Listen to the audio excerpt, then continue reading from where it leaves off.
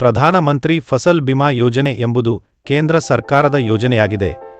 ಇದು ರೈತರಿಗೆ ಪ್ರಕೃತಿ ವಿಕೋಪಗಳು, ಕೀಟಗಳು ಮತ್ತು ರೋಗಗಳಿಂದ ಬೆಳೆ ನಷ್ಟಕ್ಕೆ ವಿಮಾ ರಕ್ಷಣೆ ನೀಡಲು ಪ್ರಾರಂಭಿಸಲಾಗಿದೆ.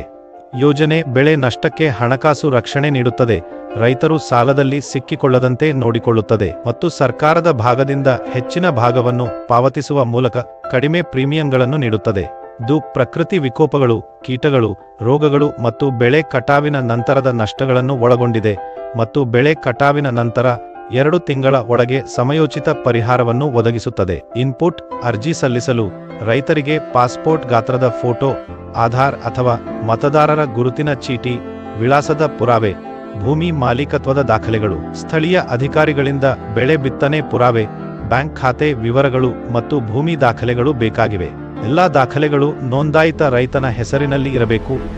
ಈ ಅಪ್ಲಿಕೇಶನ್ನಲ್ಲಿ ಅಗತ್ಯ ದಾಖಲೆಗಳು ವಿಭಾಗದಲ್ಲಿ ಈ ದಾಖಲೆಗಳನ್ನು ನೀವು ಕಾಣಬಹುದು.